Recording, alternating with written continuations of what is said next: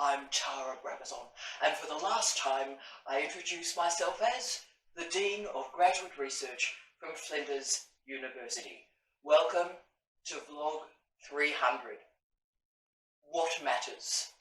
A reflection on being a Dean of Graduate Research. Today's instalment, today's vlog will be personal, but it is a lot more than that. It will be offering a commentary about the nature of international higher education at the moment, so that you can be best placed in this future.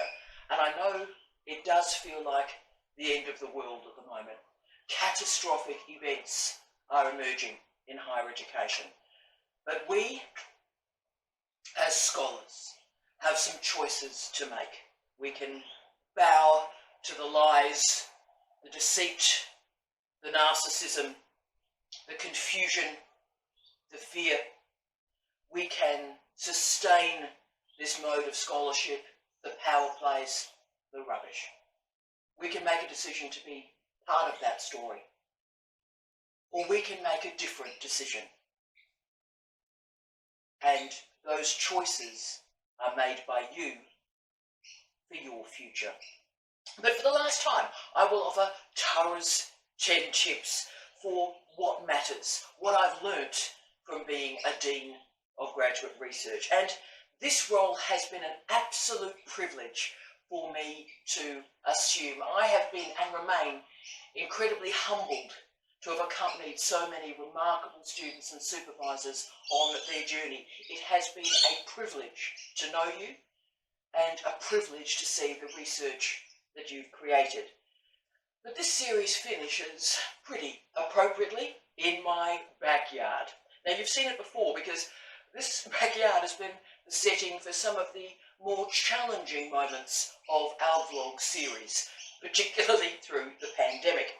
And it's interesting because we finish in our backyard, but the first vlog was recorded in our lounge room in Bathurst and New South Wales before I took this job. And when I say our lounge room, I mean my beloved late husband, Professor Steve Redhead. We talked about this series and in Bathurst, and he was always the first audience for every single vlog up to vlog 101.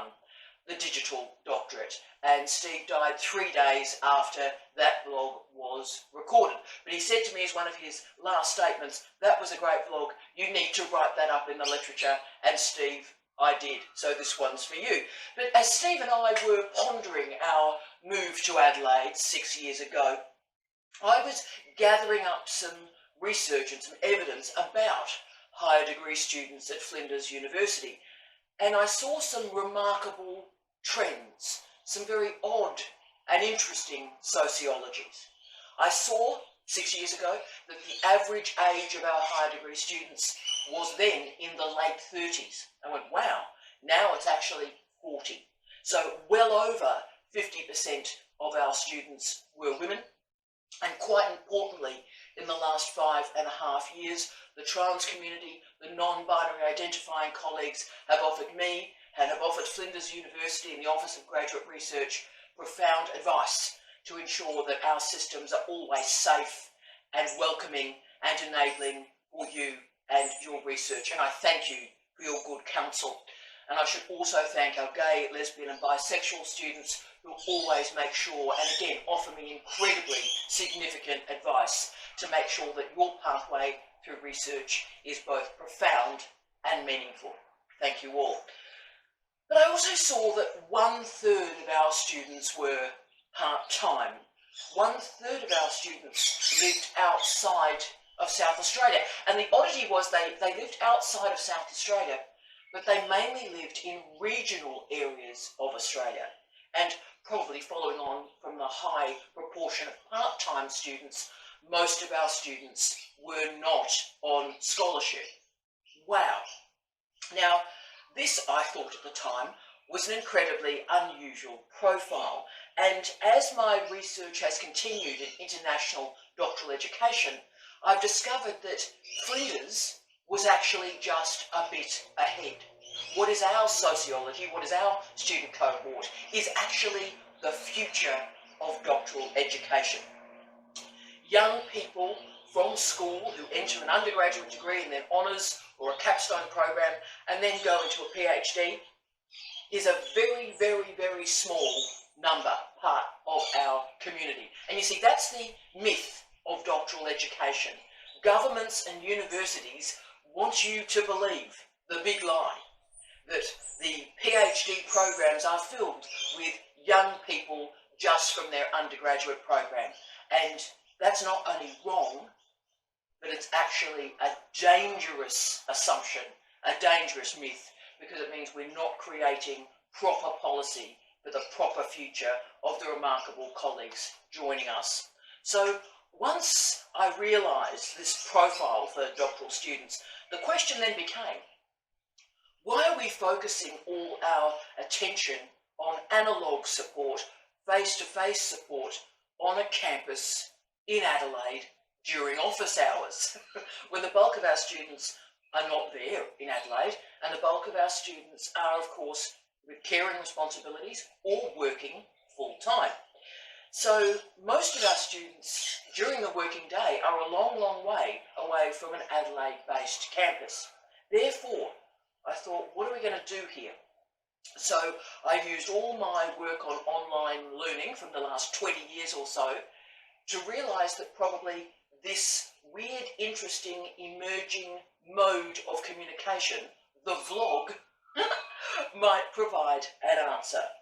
And the vlog had some advantages. So our students around the world could see their dean. They could have a little bit of fresh content on an interesting idea or topic each week. And that's great, and that's important, and it could be delivered so they're on a commute and they could hear the content, they're doing the school run and they could hear the content, they're going for a walk, they're exercising. So this content could fit in and around their lives. And I also wanted, right from the start, the diversity of our students to be seen. So there is an important slice of these vlogs where I am talking with students. And that was done meaningfully and intentionally. I wanted you out there, hi, from all your diversity, I wanted you to know that you are not alone. You are never alone. So this series was created for Flinders University students, with particular attention to our regional students, our part-time students, and our international students. And quickly, very, very quickly, it became a lot bigger than that. I really constructed this vlog series for two people, Heather and Mel. Hi Heather, hi Mel, in Tennant Creek. And if Heather and Mel got something out of this vlog series, then it was worth the time. And I can report that the wonderful Mel is about to finish, she's very close to finishing her doctorate now. We're so proud of you, Mel. And Heather completed her thesis last week. She's graduated. Well done, Heather. But instead of Heather and Mel, which of course were always my primary markets, millions of you, millions of you have watched these vlogs. From a small woman, in a small university, in a small city, in a small country. And I remain completely humbled by that knowledge. But there's something wonderful about us joining together and enacting this wild experiment in educational media. And the goal of that experiment was to breathe social justice into doctoral education. And I also wanted the vlogs to be responsive, so I activated my 3Ds, digitisation, deterritorialisation and disintermediation, to build up new communication systems and community building for you all. And I wanted to confuse the categories of just-in-case training and just-in-time training. I wanted to confuse all of that and create interesting content in odd ways.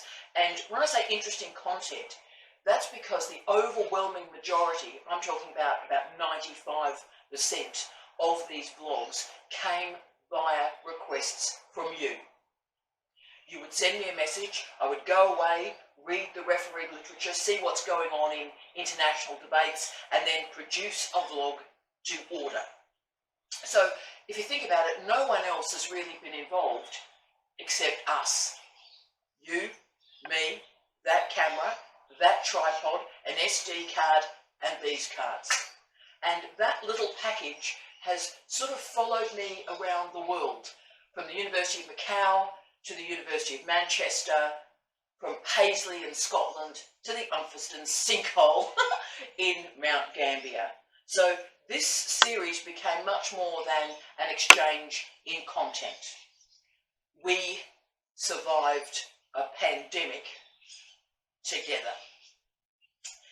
We have created a vlog every single week for the last 5.5 years. There has never been a break in this vlog series.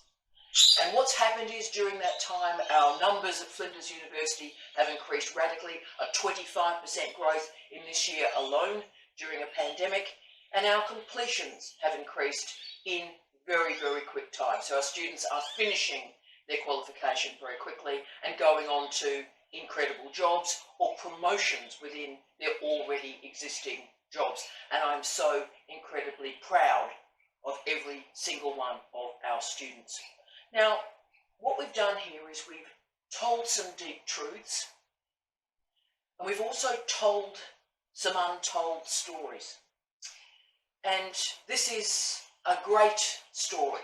Your story is a successful story. And this vlog series is a great story, which ends today. Your next dean will create another story, a new story, a brilliant story. And I hope that you will also support and be part of that new story. So, we finish in the backyard.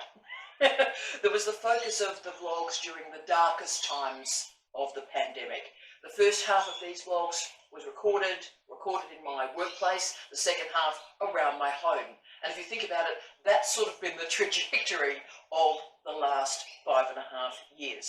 And of course, when I say our backyard, I talk about the remarkable person, the greatest gift that's ever happened to me in my life, which is meeting and marrying the wonderful Professor Jamie Quinton. He has breathed new life force into me, and we're about to undertake our next adventure together. But today, for the last time in this vlog series, I talk about Tara's 10 tips of what I've learned from being a Dean of Graduate Research, or put more precisely, what matters. What have I learned from this job? What have we shared? What can I share with you to enable your future? Let's get into the 10 tips.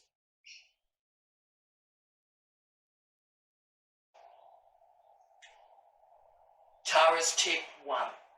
Know that it is your thesis. Do not revert to complaints, excuses, or platitudes. The students who are the most difficult to help that come into my office, and indeed the students that are most challenging to help them reach completion, are the scholars that deflect all their fears and all their worries onto other people. Those other people may be their supervisors, their family members, their kids, their parents, or indeed deans like me. The students, conversely, that finish understand their context, understand that the doctorate is difficult, and they take a breath and they get on with it. Now, I'm not saying do not ask for help and support. In fact, I'm saying the exact opposite. It takes a village to complete a PhD student. But instead, what I want you to do is simply ask for that support, rather than listing the catalogue of complaints that got you there. So know that everybody, every single human, is carrying an incredibly heavy load at the moment. And if you start unpacking your luggage onto others, not only will they crumble, but they won't be able to help you because they can't help themselves. So we've seen this reality through the vlog series. At the start, you saw students blamed their supervisors a lot. That's where we started. Students blamed their supervisors. Then, of course, through the pandemic, casual staff started to lose their jobs, contract staff lost their jobs, permanent tenured staff lost their jobs. So your thesis is important. Absolutely it is. It's crucial. But you started to see through this vlog series that tenured academics were losing their professional lives. So complaining that your supervisor has missed a meeting when they've just been restructured out of the organisation is not only pointless, but it's cruel. It is your thesis. So start every single conversation, firstly, by looking at the person in the mirror. Understand yourself before you make demands of others. 2, use the time well. Higher education has changed radically and catastrophically. 10 years ago, if you enrolled with a permanent tenured academic staff member, the chances are that person would start with you and they would supervise you to the conclusion of your thesis. Now, universities are currently profoundly unstable, so you need to finish your thesis as quickly as possible. Yes, if you need to go on an intermission or a break, do so, but you need to go into that intermission or break recognising that the supervisory team that was with you at the start of that intermission may not be the supervisory team at the conclusion of that intermission. So therefore, make the first year count. Make every day, every single day, a step to your completion. It may be half an hour of reading, it may be checking your endnotes, but the university system and indeed your supervisors are not going to be able to wait for you to finish the PhD. Understand this new reality. Go into a PhD recognising this new reality. Work as hard as you can. Give it everything. And if the worst happens and you lose a supervisor by redundancy or restructure or resignation or retirement, at least you know that you gave it your best shot, and no one can do more than that. 3, ensure that you engage with your co or associate supervisor.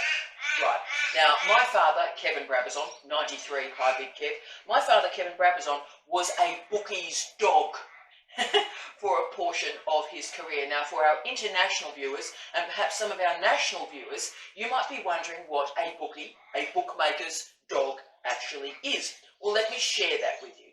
A bookie's dog is the person who carries the bookie's money. So there's no pay wave going on here, team. This is the people that carry a bag of cash, and they carry that cash from a race meeting to the home base of the bookmaker without, shall we say, intervention from third parties.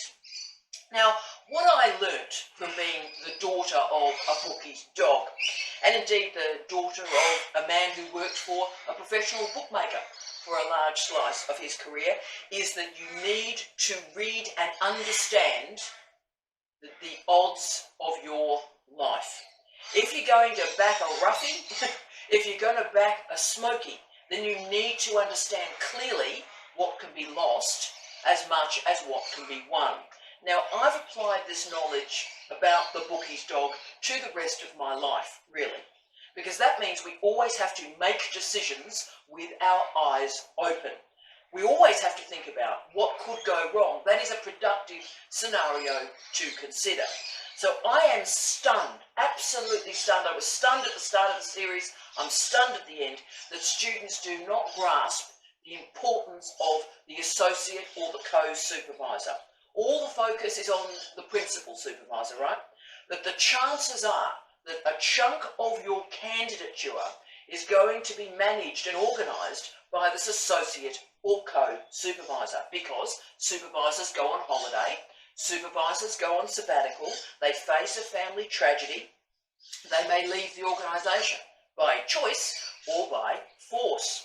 Therefore, be a good bookie's dog. Bet on the favourite, bet on your principal supervisor, but also bet on those supervisors that might get you a place in the race, and indeed might get you home. So spend time working with your co or associate supervisors. Keep them in the loop. Keep the communication system operational, because that roughie that you added to your supervisory panel at the start may be the one person that is going to get you home. 4, do not romanticize our universities. Oh yeah. Now, students waste a lot of energy expressing rage or anger at what they think universities should be doing for them. Now, this vision of higher education is based on a reality that has never existed. Up until very recently in the history of our universities, the people who attended higher education were white men from the middle and upper classes. Full stop. So we cannot compare this university with the current system that is post the widening participation agenda in the late 1990s. You know, that former system was an elite, closed system. So white men have dominated our university systems, and they've dominated particularly our doctoral programs. Indeed, in the United States, women were only the majority of people in a doctoral program in 2017. And why that's such a surprise is, of course, women have dominated undergraduate programs for the last 20 years. So this meant that the doctoral program was the last bastion of male achievement. And that male achievement was based on a heteronormative marriage, where the woman would run the rest of the man's life while the bloke developed the research career. If you think about how postdocs have operated until very, very recently, the male scientist would be appointed and the partner and perhaps children would simply come along for that journey, and no care was dealt to the family. It was about the male postdoc and his development. So to this day, the complete lack of spousal policies in most nations' universities show that the whole system is geared to appoint a man and know that that man will be supported by a spouse who will run the rest of their lives. So seriously, don't romanticize these old days of higher education. The overwhelming majority of our populations were excluded from universities for the bulk of their history. And if you think about it, therefore, the bulk of the population paid their taxes that allowed the elite to go to universities and sustain and increase their personal power. So the idea that our universities currently are being attacked, demeaned, marginalised and underfunded at the very point in history where Indigenous and First Nation colleagues are attending, the working class are attending, migrants and their children are attending, sexually diverse communities are attending, diverse ages are attending, and yes, women are enrolling, really tells you all that you need to know. At the point that actually the bulk of the population can go to university, that's the point that higher education is underfunded. Yeah. So remember that universities have never been fit for a democratic purpose. Universities are not democratic organisations. They were and they are designed to increase the power of the powerful. So as you move through these systems and structures, always remember this. You are going to have to translate, modify, restructure, create workarounds to make this system work for you. 5. Remember the privilege of research. Now, during this vlog series, I've told a lot of the darker truths of dark academia. But I've also talked about money. I've talked about coin a lot. And I've talked about getting a job and how we actually build a life in and around our universities.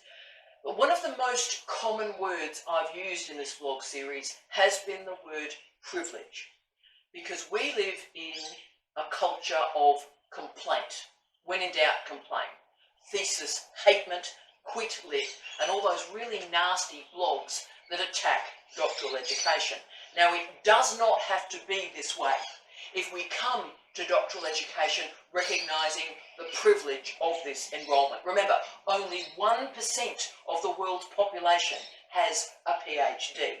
How many people in their entire life ever have a chance to focus on themselves and personal and professional development for 3 years? How many people ever in their lives have an opportunity to develop knowledge? Wow. You see, most of our lives are about sacrificing our lives for other people. To earn a living, care for other people. Rarely are we ever able to focus on ourselves. Life is just not like that. But a PhD is that moment. It is yours. It is your degree. So few humans walking planet Earth have a chance to enrol in a PhD. So ignore those aggro crew that have done a PhD and then start to draw up that drawbridge to stop you from enrolling, try to make you feel worried about this enrolment. Value the great gift that you have been given. 6, motivation is not enough unless it changes your behaviour. Motivation is an incredibly important part of any educational experience, and that includes a PhD. You have to know why you are doing it. You have to know what's the point of this, what's the point of this sacrifice. But students can be motivated and yet still stuck in their degree because it doesn't result in changes in their behaviour. So let me explain. I see so many students that are motivated. They are in fact desperate to complete their thesis. But when I ask them, what are they prepared to change to enable success, I rarely get an answer because their actions show that they are prepared to change nothing. So importantly, log down, write down your motivations, incredibly important. But then what I need you to do is make those connections to behavioural change. How are you linking what you want with what you are doing? Put another way, what are you prepared to give up to be a successful researcher? A PhD cannot be poured into an already full life. I've always described time as a bucket. Classy. And if the bucket is full, then a PhD can't be poured into it. So if you want to complete a PhD, then your life must be changed around it. Not everything can change, not everything should change. But the PhD requires space in your life, and indeed time. 7, recognise the profound selfishness of academic publishing. Now, most complaints that I receive from PhD students from around the world involve publishing and authorship. There's publishing and authorship, and then a gap, and then a gap, and then a gap to the next tier of complaints. So this is the big one. And there is no doubt that publishing is the key problem for higher degree students. But can I say, publishing is not just an issue for our students. It is an issue for all researchers. We are currently living in a crazy system that is made worse by Scopus and Google Scholar. Let me tell you about this.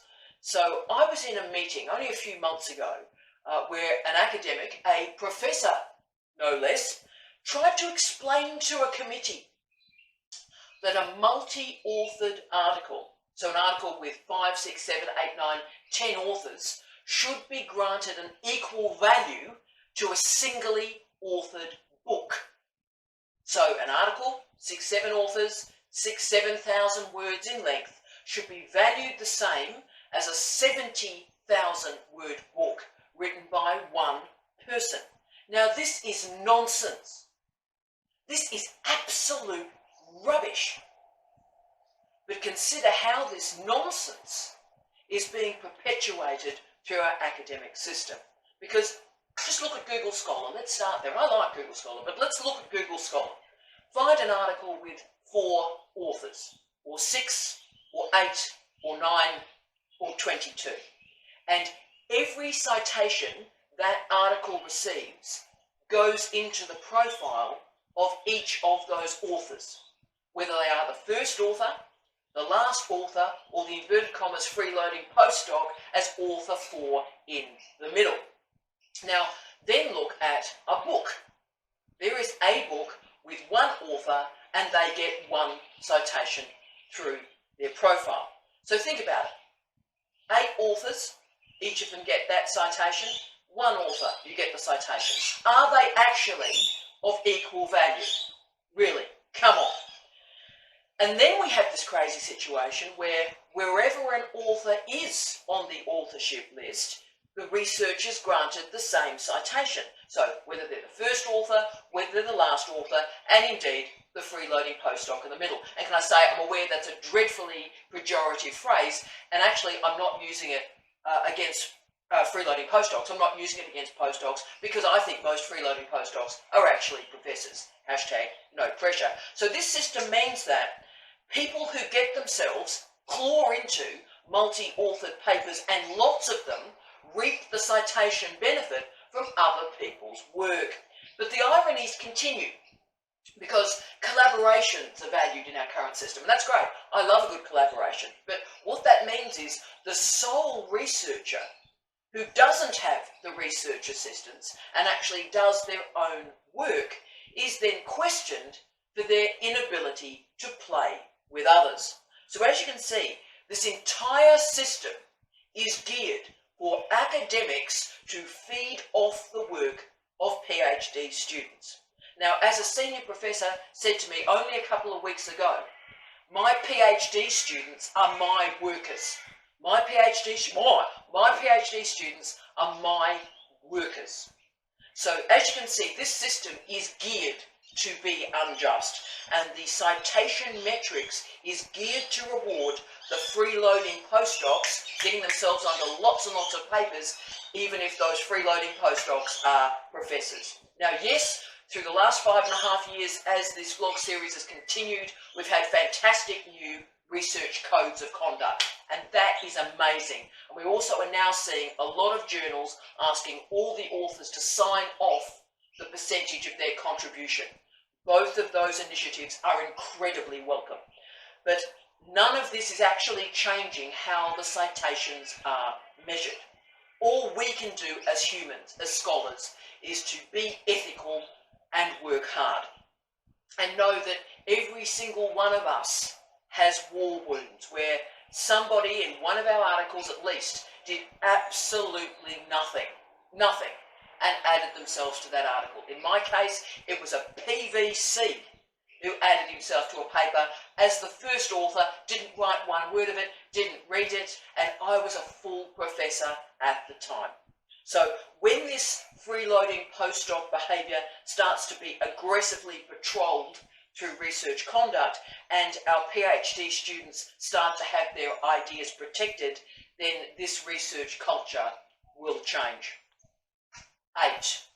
Know that academics are rarely trained teachers and have to be dragged to any supervisory training. Now, after authorship, the second most frequent complaint I receive is about the quality of supervision. Now, as I've stressed, it is your thesis. You are responsible for creating that portfolio of support around you. But remember, most academics have absolutely no teaching qualification or educational qualification of any kind. And they have to be dragged to supervisory training. It has to be mandatory, and they have to be threatened from being removed from supervision to force them to attend any training. So this means that supervisors continue to supervise as they were supervised, or indeed, even more worrying, they supervise how they think they were supervised. Now you can see the problem here. In the last 5 years, certainly the last 10, but while we've been conducting this vlog series, a whole series of changes have happened in our research culture. Firstly, a much more robust discussion about sexual harassment, sexual assault, and the importance of separating out personal and professional lives. Also clear guidelines for authorship through the Research Code of Conduct. We've got a sharpening of ethical guidelines, particularly with regard to work with Indigenous colleagues and Indigenous communities. Co-design is much more important here, so research ethics with Indigenous and First Nations people, that's a big and emerging area. And also the increasing diversity of people in our doctoral programs. So you can see what's going wrong here. If a supervisor through their career has almost only supervised young men on scholarship, then they simply do not have the andragogical ability or the multimodal ability to know how to engage with diverse groups and cultures. So I remember recently a supervisor called me a series of relatively provocative names at a public meeting. He was very, very angry that he was being asked to do supervisory training because he's fabulous. And because I'm not fabulous, he used a lot of language about how I'm not fabulous. And it was up to me in this public meeting to quietly explain to him that the majority of our students are women, and our students start at Flinders University at 40 years of age. So at that point he got a bit quiet, and I know why. Because all of his students had been these young men straight out of an honours program and on scholarship. So that meant he could supervise them as he had been supervising in the past. But as honours numbers are dropping, and they are dropping, and as public funding for education and scholarships decline, that past of a PhD program is not our future. Therefore, when you are thinking about a supervisor, when you're thinking about selecting a co-supervisor or an associate supervisor, ask them about their attitudes about professional development for you, but also for themselves, and check out their profile. It's very, very important that outstanding researchers supervise you. That's not even in question. But just because somebody is an outstanding researcher does not mean that they can teach you how to be an outstanding researcher, because teaching and supervision are skills in form, not content. And unless supervisors are a master in form, then they can't actually convey or communicate their content. 9, focus on your present. You've heard me say so often, focus on your present. The best PhD students, I always say, give me a good day. They just give me one good day. And then they get up the next morning and they give me another good day. The past is gone, let it go.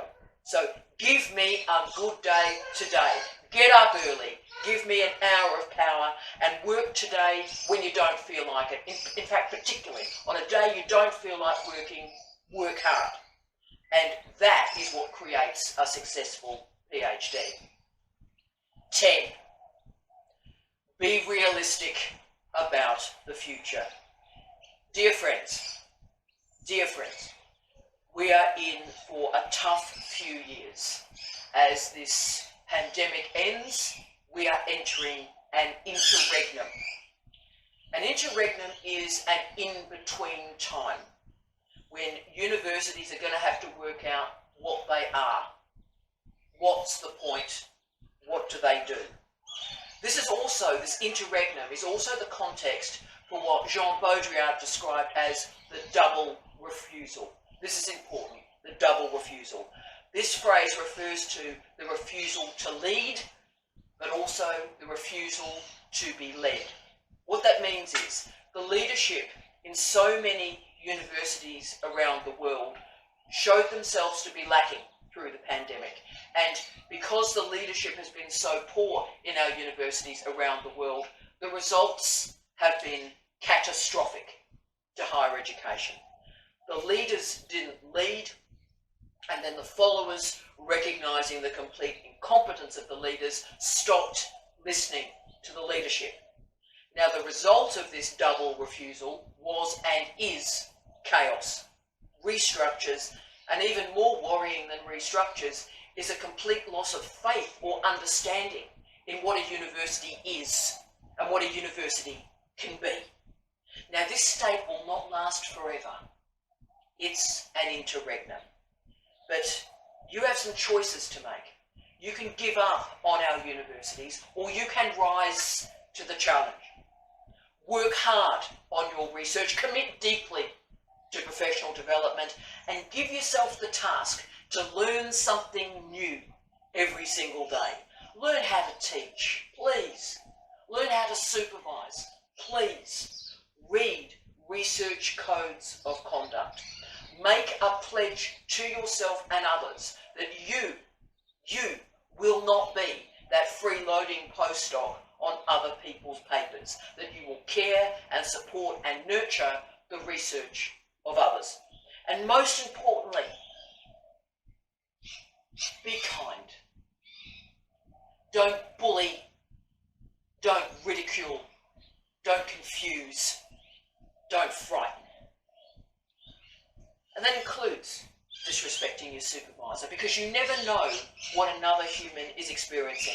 For example, let's think about us, what we've shared in the last 5.5 years. In the last 5.5 years that we have shared, my husband was diagnosed with pancreatic cancer. I was the only carer for him. We were alone in the city. We'd come to do this job. There was no family, no friend support, and I was in full-time work on a contract. And I was caring for a man that was my whole world. And then he died. And I was alone. And when the person you love most in the world dies, most of you dies with them. So I had to work out how much of me is left. And so I made a decision, look, let's just get up the next day and work a good day. Keep supervising these wonderful students, keep writing.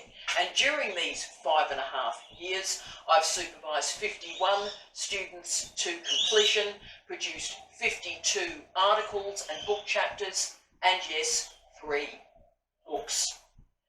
And of course, I was also then able to share my life again with an astonishing human. So during these 5.5 years, we've all then shared my remarriage at this impossibly old age. And one of my students, the legendary Mick Winter, died. Mick, thinking of you, brother. And my other students had profound sicknesses, miscarriage, confronted racism and homophobia of an incredible degree. Now, that was my 5 years of my life, bizarrely documented through this vlog series, which has sort of become this accidental autobiography in weekly installments. But this was a story that we shared in the last 5 years. Think about your story in the last 5 years. So before you trash somebody, before you abuse somebody, consider the heavy backpack of grief and loss and fear that that person may be carrying, and come to this moment with care and with decency. Deep listening is so much more important than talking, and self-reflection is so much more important than ridiculing others. Create strong relationships with your supervisor, with your co-supervisors, with your colleagues and peers in the lab and in the department. Because in the end, these stories are all we have. I thank you all for sharing your stories with me. I hold them in my hands as I hold all of you in my thoughts and in my memory. So at vlog 300, we conclude this series. I'll see you down the road. Yes, there will be another video series on my YouTube channel delivered from a very different place. But I thank you for the early mornings and the long nights that we've shared in the last 5.5 years. Your stories matter because you matter. I wish you love, light, and peace. For the last time, tea out. Cheers.